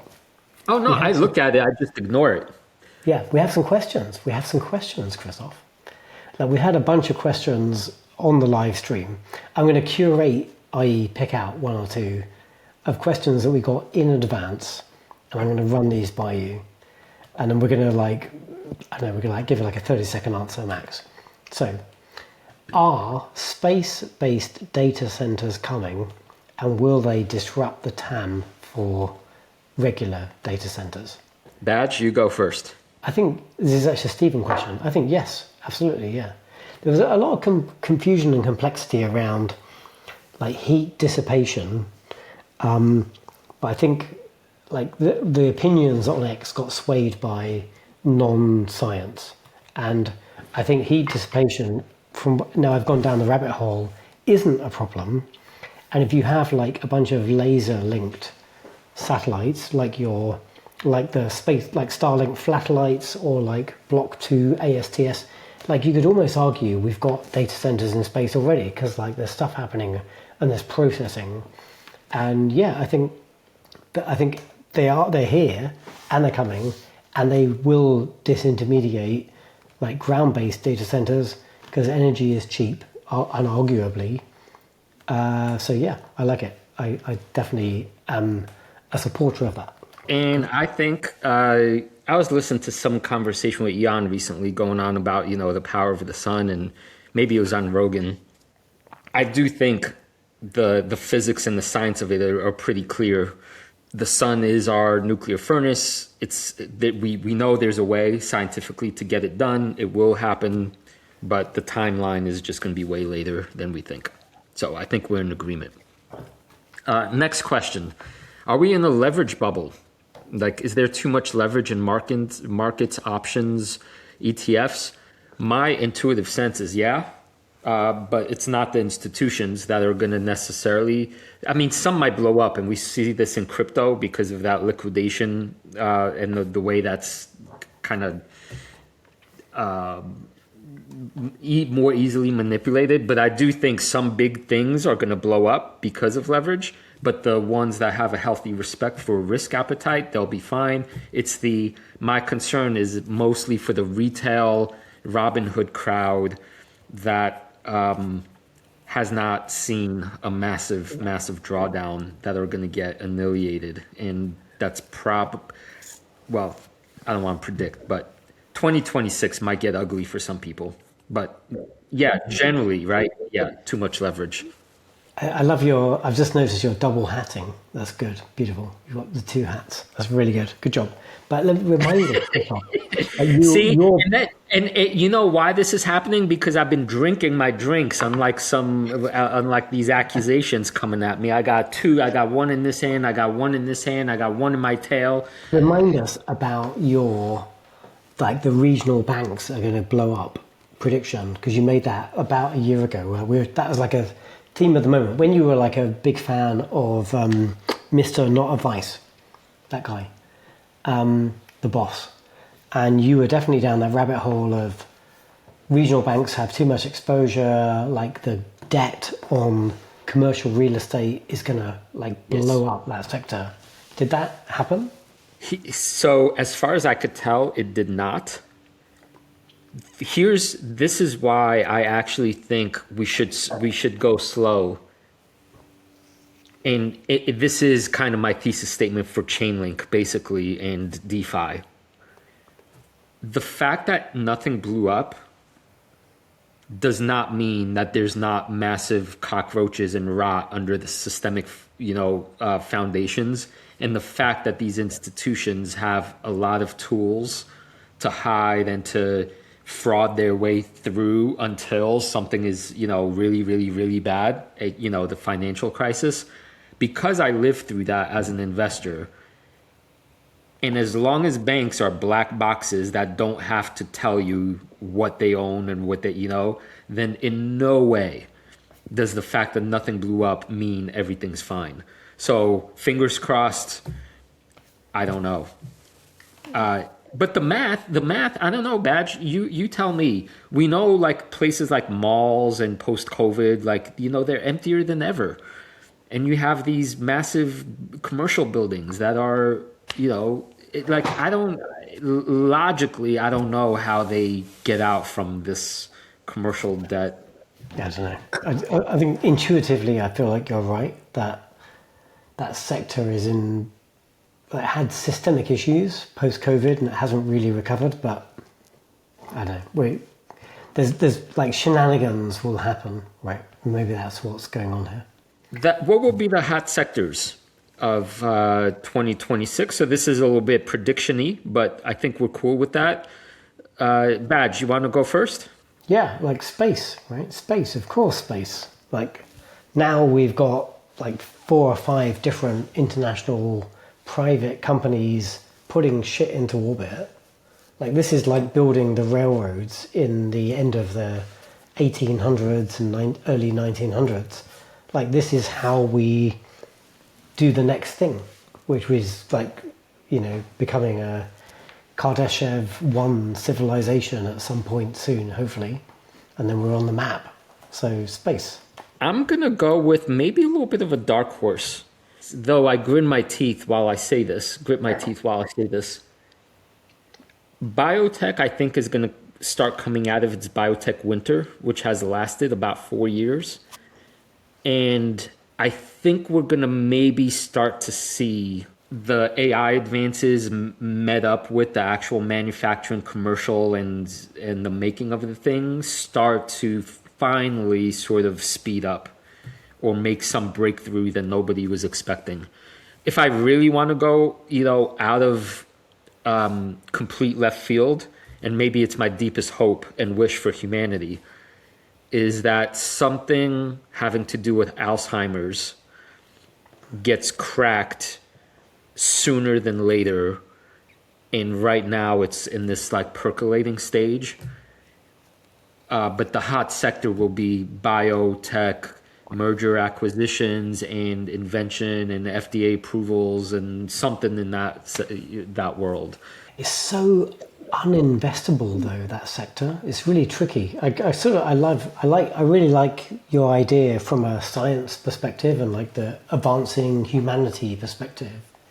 But as an investor, such a tricky, like you know, do not walk on lava kind of place to invest. Yes and no, but I think it's similar principles as with all other investing. Avoid the overvalued stuff because that's hype. That's where you're going to get burned. But if I could speak to my King of the Jungle portfolio, now I hold 4 companies, but 2 are called like more biotech with Transmedics and Procepts, right? But the pure biotechs, Relay and Coherus, they were just so massively undervalued in terms of both their cash and their balance sheets and their the potential value of their chemicals that is investable. It's just that most people get caught up in the hype, and you really have to have a deep understanding of, I think, the science and the layout of the land. And this is a shout out to former 7 investing analyst Max, who I've always respected through and through as an analyst and as a sharp mind and the way he communicates. And so that he's my sort of connection with that world because I trust his research through and through, and because I have a deep understanding of this space myself. I was a bio major way back. It's like, as long as you have a guide that's willing to call the banana weirdness from, hey, here are the numbers, right? Then it is investable. It's just most people don't want to do the work. Right. Yeah, agree. All right. Next question is, this is a good one. This is non-investy. Favorite books, movies of the past year? Yeah, first. I almost changed my answer last night. This is a Stephen question again. And I wrote my answers a few days ago and I nearly changed it yesterday. My favorite book hasn't changed. I've really made an effort to read this year. I know you, like, badgers can't read and I don't read. But, I really enjoyed Fight Club, the book by, help me with this name, Chuck Palahniuk. Hey, take another shot for that pronunciation. Yeah, okay, fair enough. I will. The book was really good. I love the movie. Obviously, the movie is like very famous. The book was the book was written in the I don't know 70s, maybe 80s, probably 80s, it's contemporary, maybe the 90s. But the movie was very faithful to the book, and just like it's gripping. It's a short read and it's a lot of fun. Do you want to say a book before I talk about my movie? My movie made me cry. Yeah, what's the main difference from your perspective, the book versus the movie? Oh, Fight Club. No, actually, they're pretty coherent.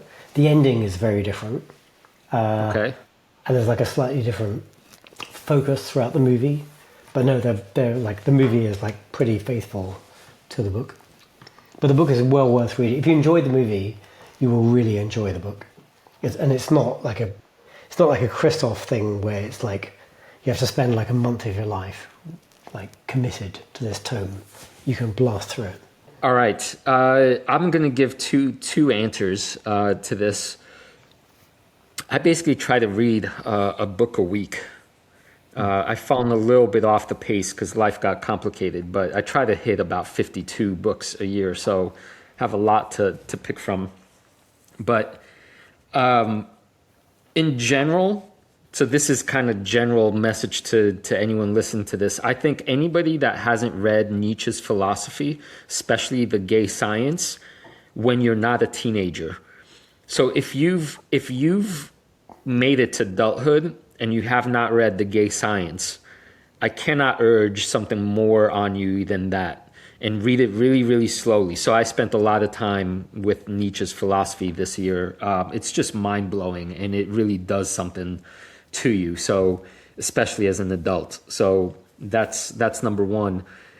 Number two, I guess something a little bit more, I don't know, fun, so to speak, although it's not really that much fun, is an absolutely beautiful book called Stoner by John Williams. And it was written some time ago. And it's the story of a middle-aged college professor in a podunk town, English professor. Kind of nothing happens besides this guy's life in this little town, in academia. But in that nothingness, you see everything. You see the highs and lows of expectations being met and disappointed, and marriages breaking apart, and weird shit happening in academia, and life and death, and all this stuff. And it's the most exquisitely subtle, delicate story of this nobody guy. And it really left a deep impression on me. So Stoner by John Williams and Gay Science by Friedrich Nietzsche. Patreons, if you would like to submit your English literature PhD submission, like email it to monkey@wallstreetwildlife.com and he'll award you your doctorate. The other half of this question was favourite movie of the year. Do you want to go first on that? Sure, that for me is a no-brainer because I could still feel it, and that's one battle after another. It's brilliant on so many levels, especially the way it puts its finger deep into what's happening in America now, and it's so imaginative, it's so fun. It's so funny, and it's tragic, and it's sad, and it's just, my God. I think I was like going off about this after I saw it. I'm like, Badge, you have to watch this. I think it's the movie of the decade. It's that good. It's really good. I agree. It's really good. I really enjoyed it. Tom, you're an idiot. Krzysztof was right. It's a seminal movie, but it wasn't close to my movie of the year, personally. Do you want to hear my movie of the year? My movie of the year was, I think I saw it this year because my buddy Albert said, oh, you should watch this. It was The Thinking Game, which is kind of the story of Demis Hassabis, who I said, I think a few episodes ago, this is like the guy I would like to spend like a dinner with or something, non-sexual time, just kind of engaging with as a human being. What an incredible thinker. And The Thinking Game is just an incredible film. If you enjoyed, what was that Go movie? The AlphaGo movie where yeah, and this is almost like it's like a sort of passively like a sequel, and it's just the story of DeepMind and his vision and how the company came to being acquired by DeepMind, acquired by Alphabet, but they ended up being winning the Nobel Prize for their AlphaFold 2 and like really understanding of biology. That I was literally on the sofa with like tears running down my face, just emotionally taken by this incredible story of science led by this British guy. So yeah, being a bit nationalist there, but I highly recommend that film. Oh, I'm definitely going to watch that. I was really moved by Go, that film you were talking about, the documentary. And also, if you've never read Maniac by Benjamin Labatut, which is about what happens when you have genius mathematicians trying to push the edges of computer science. And, this was around the Oppenheimer era where you have human beings playing with the fate of the world simply because they can in some ways. And it's pretty wild what, the edges we bring ourselves to. Thanks for the rec.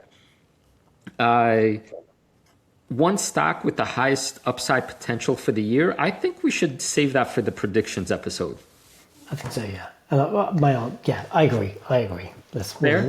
We'll save that, yeah. I have my answer, but let's save that.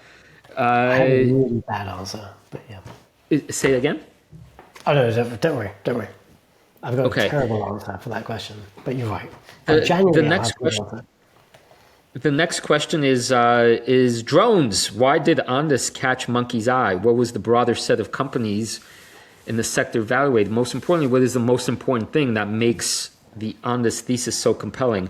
Yeah, my answer, I think, really maps out to how I'm thinking now, which is this notion of there being an orchestration layer. So when I think of Chainlink, I'm thinking that this is the platform that's going to bring all the other things together, and the sum will be greater than the parts. That's exactly what I'm seeing in UiPath. That's the thesis there, that you have the robotic, agentic AI pieces in place, but the next step is that emergent, what's going to orchestrate it all. And so for Ondas, the moment I realized that what they're really building is not a drone company. Yes, they have a bunch of drones. They have a bunch of these mechanical, technical tools. But they also have this side company that has to do with radios and networks and upgrading the infrastructure of the US in trains. And then you add airports, and that they're trying to become a systems like a systems operational platform that basically all future nations will need to go to, because the moment you have a bad drone trying to interfere with your concert or rugby match or what have you, like it's going to be a serious thing. So system of systems, I believe, is what they have in their marketing material. That's what caught my eye. Very good. Nice. Matt, sorry, Badge, before you go on, Matt, please let us know what you think of One Battle after another after you watch it in our Watering Hole channel. Please and thank you. This isn't a question. It's a really deep, interesting comment from Aaron on our Patreon. He said, should we create a toolbox and then recommend certain tools or websites or services to use? And he suggested, like, his list was pretty comprehensive. He said Quarter, Quartr, for listening to earnings calls. Bang on Aaron, like that's really, really good service. He said fiscal.ai for research, reports and graphs. 100%. We are huge fans at Wall Street Wildlife about fiscal.ai. Like we literally use it every day. I'm going to get our promo in quickly, because then like the guys will pay us a little bit of advertising revenue. They give 20 years of financial data they are the largest stock-specific segment and KPI data set. Like, it is really interesting, actually. Like, if you go look at fiscal.ai, they curate their own data, and they got metrics like how many Tesla Model 3s were produced, like in the last quarter, what's like Rocket Labs, Space Systems backlog.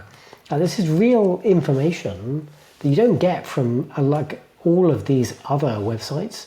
And fiscal.ai literally go out and they listen to the calls and they curate, they make their own data, and they add like a whole bunch of other really, really useful data. The free tier, just what are you doing if you don't use these tools? What are you doing if you're not using the free tier? Just use the free tier. But if you want to pay for it and you want to get like much more granular data, and you want to get that like segment data, which is different for every company, and it's so valuable, like check out fiscal.ai/wildlife.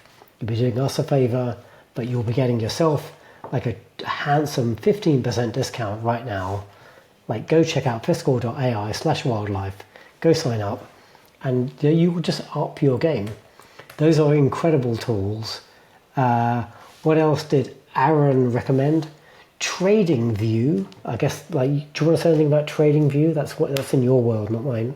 Yeah, TradingView has become a really core pillar of what I look at each day. It's the, I think, premier tool for the technical side of things, but I've seen that it's also now where I keep my watch list updated, and that's kind of where it's kind of the map of my investing world, and it's an exquisitely designed tool. So just to keep track of watch lists and alerts, and it's quite integrated. I can't speak more highly of it. Awesome. I got one or two more that I really, really love personally. I really like Portsido for just sort of tracking my portfolio, understanding my allocation, managing my trades, looking at the last year of things I've physically done in the portfolio and working out whether I've been smart or I've made bad decisions. Portsido is a really incredible tool. And if you want to keep it super simple, there's like I feel like such an idiot. I've been like emailing this company multiple times to say, can I help you promote yourselves? There's an app from a company called PeakSoft called My Stocks Portfolio. It's on, I think it's on Android. I'm on Android. It's on iOS as well. It's really good. Like, if you just want like I look at this thing like 2 or 3 times a day. I'm ashamed to admit, because I'm just like a stock investing addict. If you want like a snapshot view of where you are, where like what's happening today, and like if you want to look at a couple of simple metrics about your portfolio, My Stocks Portfolio is a really, really easy, nice, clean way to do it. We're not affiliated with them in any way. Like, My Stocks Portfolio people, if you hear this, I don't even want pro. I just want you to know that I really love your product. You've done a really good job. Anyway, there's a bunch of other tools out there, but if you're not using anything that we've just mentioned, you can probably up your game. So, think about how you're operating as an investor. Okay, Badge. Oh, you froze a little bit. Okay, you're good now. I'm really itching to bring investing into the world of AI. So I think we'll be talking about a lot about that, like how investors can up their game in the coming year. So I think we'll return to this topic quite a lot. Andrea, definitely get the paid version of TradeView. It's too important a tool to skimp on a few bucks, I think. Just pay the cash, get all the usage out of it. I think maybe this is the way we close the show, Badge, is that as a gift to our subscribers, I've been having this renaissance moment of really upping my AI game. And I had some light bulbs go off, and based on those light bulbs, I made a PDF slide that I think is the most direct way to elevate where you used to be and how you used to think of AI versus where, call it the pros, how they think of it. And so I spent 2 full days making this slide deck. And so as a gift from us here at Wall Street Wildlife to y'all, I'm going to upload it and put the link on our Patreon so you could check it out. And if you take it seriously, I think you'll be shocked at what comes out the other end on your side. We've got some big plans, right, Krzysztof? Like we've had some really interesting questions on the Patreon, and I think we've sort of skirted around the topic in the last couple of episodes about how do you use these tools, how do you use fiscal.ai, how do you like manage a portfolio, what does it mean to like use portfolio, like emotional discipline. And so I think you and I were thinking about turning this into like a product, and it will be like open to all of our Patreons, and we want to like help you guys up your game, because look, frankly, between us, what we've got probably come out for 50 years experience between the two of us now as individual investors, and like we've sort of, I'm not like overselling stuff here. Editors, be sensible. But we've sort of worked out how to navigate the market turmoil, and it's not about like buy this stock and sell this company. It's about manage yourself more than anything else. And I think that's somewhat unique about what we do with our shtick here at Wall Street Wildlife. And we might be, 2.5 hours into like a heavy drinking session, and we're quite drunk, but like this is genuinely the most important things you can do as an investor are to keep control of your emotions, not get greedy, not be scared, and just find good companies. And so we've got some ideas that we're going to launch very soon around how to find incredible companies, and how to also, on Krzysztof's side, make short-term decisions and like find your right entry point, and maybe set certain limits and like find the right way to not get overexposed. So anyway, I'm rambling a bit because Badge, no, that's great. That's great. Let me take it from there and say what we've learned over a lot of time in the market are, I would call, the fundamentals, the basics, the human stuff. And that's, you could see that in the laws of the jungle that we started with. And simultaneously, I've never felt this more profoundly than now. Individual investors are now as close to par to the tools available to them that were available to the major institutions than they've ever been. So that gap between you will never like be able to play the big boys game is now as tiny as it's ever been.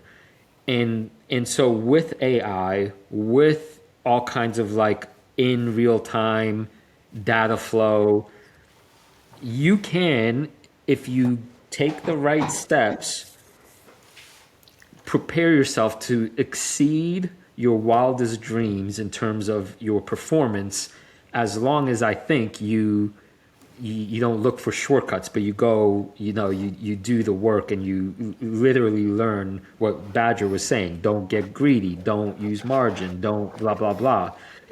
I think we're about to enter a golden age for investing for the individual. And the way I actually kind of think of it is it's going to be like the institutions used to take the majority of the money, and maybe they will by volume because obviously they have billions or hundreds of billions. But the little guy, properly schooled, properly armed, is probably going to start taking bigger and bigger chunks out of the big capital bucket. So I couldn't be more excited to start thinking about, creating a process, a learning process, and the steps and principles. So look forward to that in 26. Hope we could get our acts together to put something together.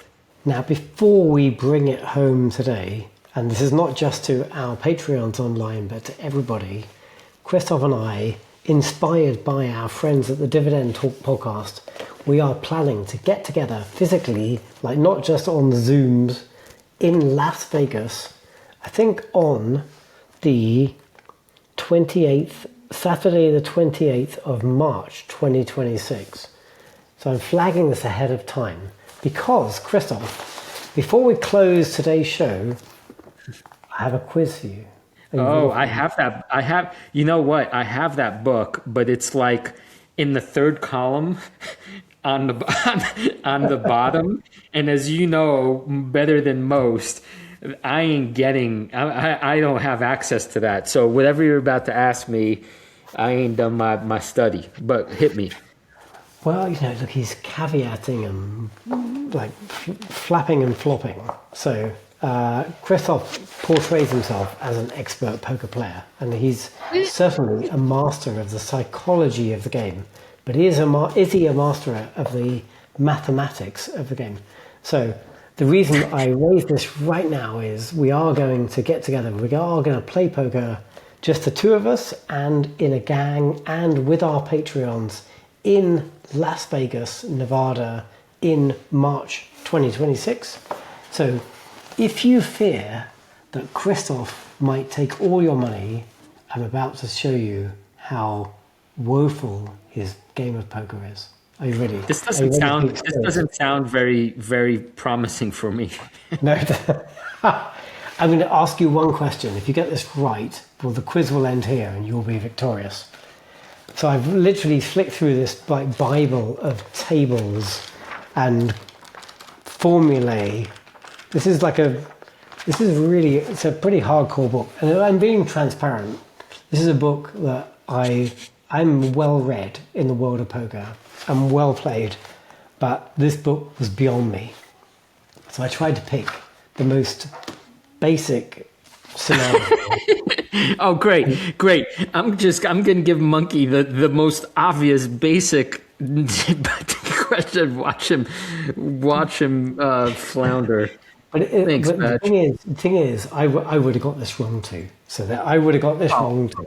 I would have. Oh, great. Yeah. Okay. This is like the ABC question. If you're playing game theory optimal poker, and by the way, the book I'm waving around here on the live stream is Modern Poker Theory by Michael Acevedo.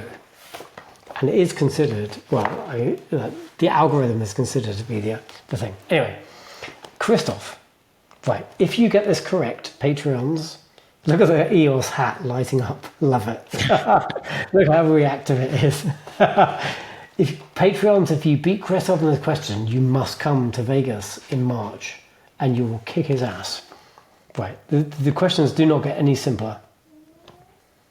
Krzysztof, you are on the button in Texas Hold'em. You are the first to act. What is your strategy with the following hands? 8-5 offsuit. You're the first to act on the button. How should you play that hand? Wait, I'm not trying to be difficult, but there's no context. There's no like. Well, you're the first to act. You're the first to act. So there was a small line, okay. People folded. You're the first to start. You're on the button, so you're the last to act. You have 8-5 offsuit. How should you act? Wait, hold on. I mean, it's obviously a trick question, so I'm trying to think. It's not a trick question. This is like game theory optimal poker. Paolo says a monkey and his money will soon be parted. 8-5 off. It's garbage. Right, but that's okay. I'm missing. I mean, the rational response is to fold, but without any other context of who else was doing what, I haven't. You've got all the context. You've got all the context there. But he doesn't get the. Sorry, maybe everybody folded. Small blind, big blind. Fold. You're on the button. Fold. Like nobody's acted. Everybody's folded to you. I see. Yeah. I see. Everyone's folded to me. Oh, okay. Yeah. With 8-5. Oh, sure. Then bet triple blind. Boom. Yes, correct. Yeah, 2.5 big blinds. 100%, baby. Correct. Very good. Very good. Yeah, you got it. You nailed it. Nailed it. Oh yeah. Oh, that's all. Yeah, okay. All you doubters, Paolo. He wouldn't come through. He just had to understand. Let me bring the nuance. With exactly the same situation, I'm going to bring the nuance of why you and I are dinosaurs in this game. So you went all, you bet like 2.5 big blinds with. I said 3, but that's fine. 8-5 off. If your hand was 10-5 off, not 8-5 off, 10-5 off, which just as a reminder, can't make a straight. How would your actions change? So let's say that's 4 less outs. So 4 out of 52. So percentage goes down. I'm ignoring all psychological play because I know nothing about the opponents or how the game has been unfolding. So with a 10-5 in that position, 10 is still a higher card than an 8, so that's better. So I don't know. I would go raise to 2 times the blind. What proportion of the time? The question is what proportion of the time? Because you nailed it. 100% of the time you should raise 8-5 off. But now 10-5 off. How'd you play that? 70%. Pretty good, actually. Pretty good. You've surprised me. Krzysztof. Maybe you have an innate instinct for modern poker theory. Correct answer was 45%. You should make a 2.5 times big blind raise, and the other 65%, 45, 30, 55%, you should call, never fold. Anyway. Yeah, okay. All right, so baby, the lesson here is Vegas, y'all, if you're not buying your tickets like right now or as soon as we get off, then you're going to miss whatever the hell is going to unfold in the city of sin on March, what is it, 27th, 28th? Yeah, that ballpark. Yeah, exactly. And if I may, since I'm however 11 banana pants in the wind. Now, Matt, you hush your mouth. It really is really, really, really motivating is not quite the right word, but the idea that we're going to get together as a little baby mini community to share stories and sit next to each other, is like, it's just such a delightful thought. And we're going to make it happen. Hang on, we're not just going to do that. We are going to drink all these things that are around both of us. I'm going to keep drinking them for a few days in a row and maybe shoot the shit and do some DD. Oh, look at Matt trying to impress me with his math skills. Hey, Matt, you need an abacus for that? One-on-one. Jeff, actually, for our crew, I think we're sort of negotiating the hotels and what would be the best place to stay. If y'all have some suggestions, or if you want to do some research about where we should camp out as a group, then yeah, exactly. Yeah. See, Matt is my people, despite his pretenses. To the contrary. I'm not going to read that one out. Yeah. Oh man. So anyway, yeah, talk to us because we're doing this, for everyone. So where do we stay? March 27th, March 28th, Vegas. Badge. Cheers to you, buddy, for making 2025 absolutely wonderful year of being in this wacko world of investing, but also in the ways that our friendship continues to deepen. And you continue to be tolerant of me not reading the show notes ahead of time. Thank you for your patience. Let me return the toast. Your patience with me literally berating you multiple times a day when your life is full of actual important things like teaching the next generation how to function in society. And here am I, like, just flapping around like a lunatic in the UK. Well done for being a functioning member of society and being a co-host of one of the world's top 10 best investing podcasts, Krzysztof. Next year, top 5, baby. Top 5. We're gonna school the All In Pod at their own game. We're gonna set up, Andrea, if you're still with us, we're gonna set up the Wall Street Wildlife Conference at the same time as the All In Conference. That's right, baby. That's right. Awesome. Thank you, everyone, for being here. We couldn't have done this without you. Cheers. Happy holidays to y'all. May Santa and his reindeer bring you everything that your heart wishes. Safety and goodness to all you and your family. I know we're going to see it on the chat any moment now, but I'm going to say it to you, Krzysztof. Are you ready to become a beast of an investor?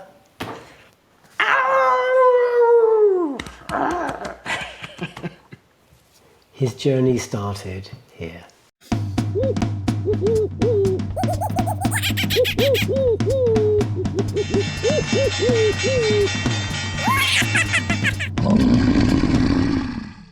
A reminder that the people on this program may hold positions in the companies that are mentioned. Buying and selling stock carries financial risk, which could include loss of capital. The views in this program should not be taken as personalized advice. Before acting on any of the information provided, listeners are encouraged to consult a financial or tax professional.